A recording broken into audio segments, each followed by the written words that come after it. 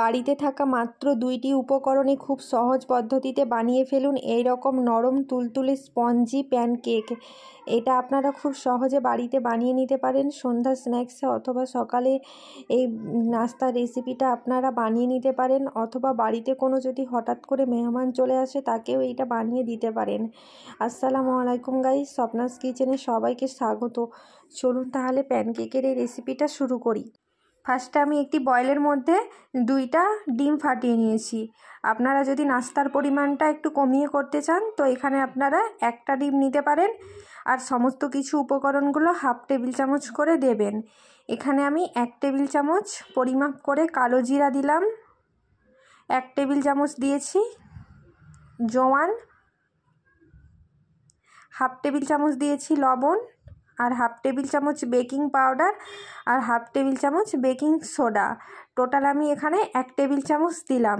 আগে থেকে আমি মিক্সার জারের মধ্যে চিনিকে গুঁড়ো করে রেখেছিলাম, এখানে আমি চিনি গুঁড়ো পরিমাপ করে দিয়ে দিলাম। আপনারা মিষ্টিটা যেরকম খেতে পছন্দ করবেন চিনিটা ঠিক সেই রকমই দেবেন। আর 1 প্যাকেট দিয়ে দিলাম গুঁড়া পাউডার দুধ। গুঁড়া পাউডার দুধটা সম্পূর্ণ অপশনাল, আপনাদের যদি হাতের কাছে থাকে তো দেবেন, না থাকলে নাও দিতে পারেন। এই গুঁড়া পাউডার দুধটা দিলে নাস্তাগুলো অনেকটা টেস্টি হবে। সব কিছু উপকরণ একসাথে খুব ভালোভাবে আমি ফাটিয়ে নিচ্ছি। 5 থেকে 7 মিনিট সময় নিয়ে কিন্তু উপকরণগুলো ফাটিয়ে নিতে হবে, যাতে একসাথে খুব ভালোভাবে মেশে আর কোনো প্রকার যাতে না লাম্পস থাকে, আর দুধের মধ্যেও যাতে না কোনো প্রকার লাম্পস থাকে সেদিকে লক্ষ্য রাখবেন। খুব ভালোভাবে ফাটিয়ে নিতে হবে, একটু বেশিক্ষণ সময় নিয়ে ফাটাবেন, তাহলে দেখবেন নাস্তাগুলো অনেকটা নরম তুলতুলে আর স্পঞ্জি হবে। নাস্তাগুলো ফাটানোর পর দেখুন এর মধ্যে আমি পরিমাপ করে আটা দিয়ে দিয়েছি। এখানে আপনারা আটার পরিবর্তে ময়দাও দিতে পারেন। দেখুন একবারে আটাটা দিতে যাবেন না, অল্প অল্প করে আটাটা মেখে নিতে হবে। ফার্স্টে আমি এখানে 2 কাপের মতন আটা দিয়েছিলাম, 2 কাপ আটা দিয়ে খুব ভালোভাবে মেখে নিয়েছিলাম।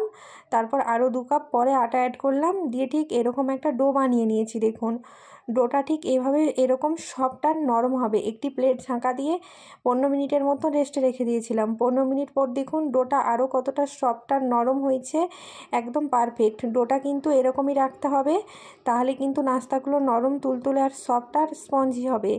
মনে রাখবেন ডোটা একদম যেমন না শক্ত থাকে। দেখুন ডোটা আমি আরও 5 থেকে 7 মিনিট সময় নিয়ে মথে নিয়েছি। ডোটা 5 থেকে 7 মিনিট সময় নিয়ে মথে নেওয়ার পর আমি এখানে 2টো বড় বড় লেচি কেটে নিয়েছি। দেখুন ঠিক এরকম সাইজের 2টো বড় বড় লেচি কেটে নিয়েছি, দিয়ে গোল বল আকৃতির একটা শেপ দিয়ে দিয়েছি। এখানে আমি একটি পিঁড়ে নিলাম, পিঁড়ের মধ্যে কিছুটা আটা দিয়েছি। এখানে আপনারা আটার পরিবর্তে তেলও ইউজ করতে পারেন।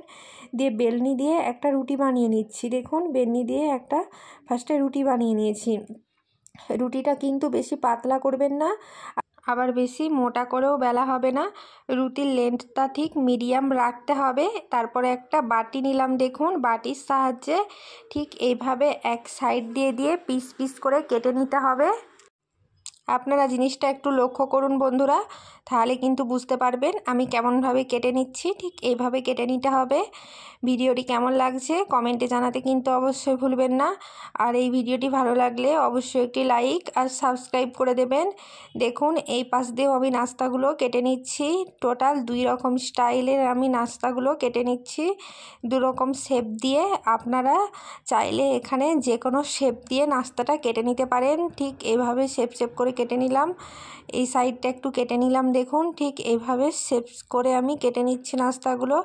এইভাবে আমি প্রত্যেকটা নাস্তা দেখুন বানিয়ে নিয়েছি। 2 রকম সাইজে করে আমি বানিয়ে নিয়েছি। আপনারা যেমন পছন্দ করবেন সেরকম বানাবেন। তারপর আগে থেকে আমি কড়াইয়ে তেল গরম করতে দিয়েছিলাম, গরম তেলের মধ্যে নাস্তাগুলো ছেড়ে দিচ্ছি। দেখুন তেলে দেওয়ার সাথে সাথে নাস্তাগুলো দেখুন কতটা ফুলে উঠেছে। দেখুন বন্ধুরা নাস্তাগুলো কতটা ফুলে উঠেছে। এইভাবে লাল লাল করে নাস্তাগুলো আমি ভেজে নিচ্ছি।